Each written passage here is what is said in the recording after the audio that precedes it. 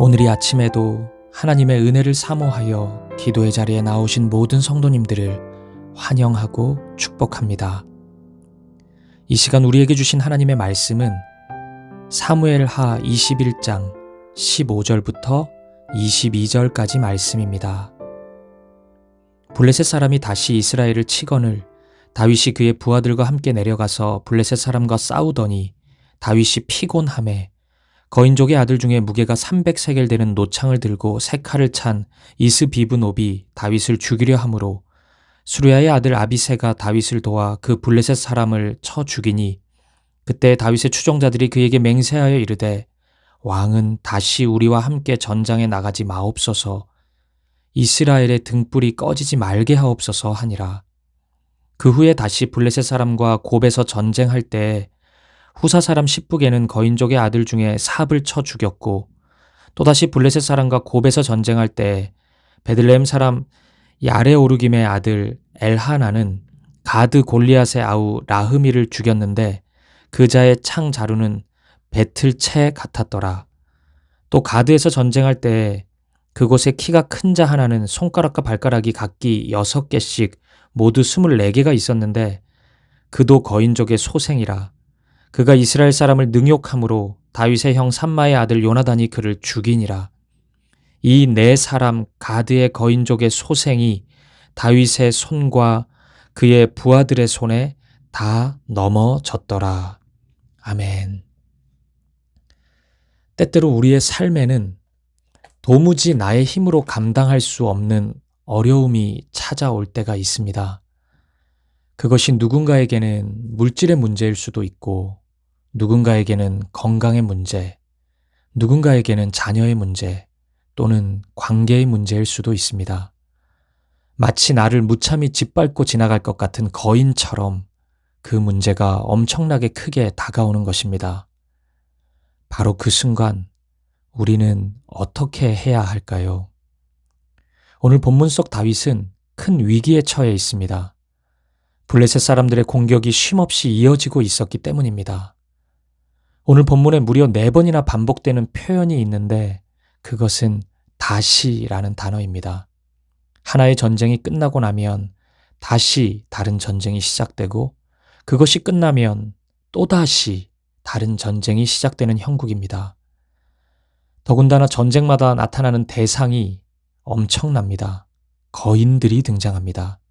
16절을 보면 이스비브노비라는 거인이 등장하고 18절에는 삽이라는 거인이, 19절에는 라흠이, 그리고 20절에는 손가락과 발가락이 모두 6개씩 있는 거인이 등장합니다. 나보다 더 큰 존재가 눈앞에 나타난 것입니다.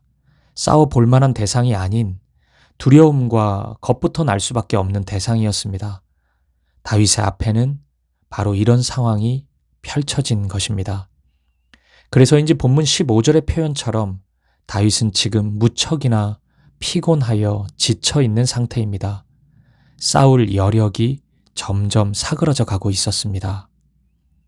아무리 전쟁의 경험이 많은 다윗이지만 점점 지쳐가고 있는 이때 다윗은 이 많은 전쟁을 어떻게 감당할까요?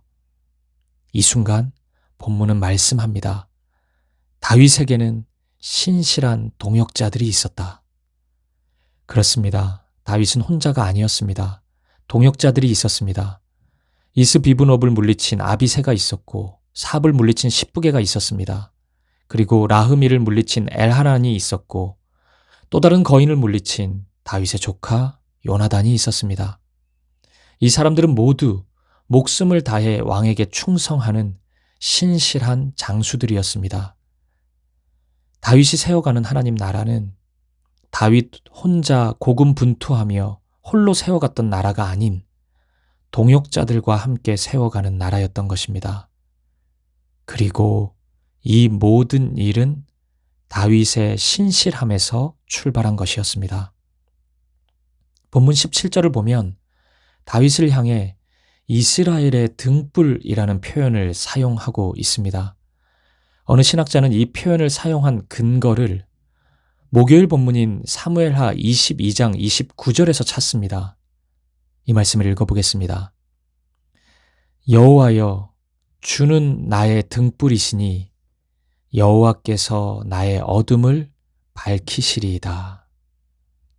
사무엘하 22장 29절에 있는 이러한 고백으로 다윗이 하나님을 노래한 이유는 다윗의 인생의 어두움마다 하나님께서 빛을 비추시는 등불로 서 계셨기 때문입니다.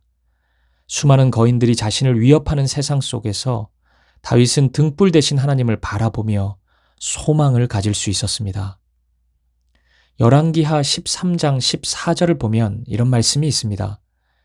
엘리사가 죽을 병이 들매 이스라엘의 왕 요아스가 그에게로 내려와 자기의 얼굴에 눈물을 흘리며 이르되 내 아버지여 내 아버지여 이스라엘의 병거와 마병이여 하매. 요아스 왕이 엘리사를 가리켜 이스라엘이 병거와 마병이라고 고백합니다.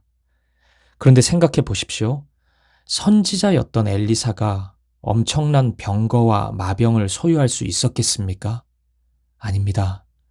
그는 단지 하나님을 병거와 마병으로 여기고 믿음으로 나아갔을 뿐입니다. 자신과 이스라엘 앞에 찾아오는 엄청난 거인들 앞에서 스스로는 아무것도 할 수 없는 작은 자임을 고백하며 하나님만을 신뢰했을 뿐입니다. 그런데 성경은 하나님을 병거와 마병이라고 고백하는 엘리사를 가리켜 이스라엘의 병거와 마병이라고 부르고 있는 것입니다. 이것이 바로 성경의 표현 방법입니다. 오늘 본문인 17절도 마찬가지입니다. 다윗이 이스라엘의 등불이었다는 표현은 다윗이 그만큼 뛰어난 인물이라는 의미를 넘어 다윗이 언제나 하나님을 등불로 여겼다는 신앙 고백이 담겨 있는 것입니다. 그렇습니다. 다윗은 실제 그런 삶을 살았습니다. 언제나 하나님의 말씀에 귀 기울였고 그 말씀이 자신의 삶을 비추는 등불임을 잊지 않았습니다. 그래서 시편 119편 105절은 이렇게 고백합니다. 주의 말씀은 내 발의 등이요 내 길의 빛이니이다. 이 아침 이 고백이 다윗의 고백을 넘어 저와 여러분의 고백이 될 수 있기를 간절히 소망합니다. 사랑하는 여러분, 오늘 이 세상의 힘이 마치 거인과 같이 여러분을 위협하고 있습니까? 온갖 문제들이 거인처럼 여러분을 에워싸고 있습니까? 한 가지 문제가 끝난 것 같았는데 다시 또 다른 문제가 다가오고 있습니까? 나 혼자 그 전투에 내버려진 것 같은 극한의 외로움 속에 지쳐 홀로 서 있습니까? 오늘 하나님의 말씀, 본문의 말씀을 기억하십시오. 여러분은 혼자가 아닙니다. 하나님이 허락하신 믿음의 동역자들이 있습니다. 주위를 둘러보아 그 동역자들을 찾으십시오. 사역자들을 찾으시고 다락방 순장님을 찾으시고 GBS 리더들을 찾으십시오. 어려워 마시고 순원들에게, 지체들에게 간절한 기도의 제목을 나누십시오. 하나님의 나라는 나 혼자 싸우며 세워가는 나라가 아닌 동역자들과 함께 세워가는 나라입니다. 그들의 기도를 통해 승리를 이루시는 하나님의 은혜를 경험하게 될 것입니다. 그리고 궁극적으로 그 승리의 중심에는 하나님이 계심을 잊지 말아야 합니다. 함께여도 해결하기 힘겨운 문제들이 있습니다. 버거운 문제들이 있습니다. 하지만 그 순간에도 하나님의 나라는 멈추는 것이 아닙니다. 바로 그때 하나님이 길을 여십니다. 만약 길이 없다면 하나님은 길을 만드십니다. 다윗은 하나님을 자신의 등불로 여겼습니다. 하나님께서 이스라엘의 등불이심을 믿었습니다.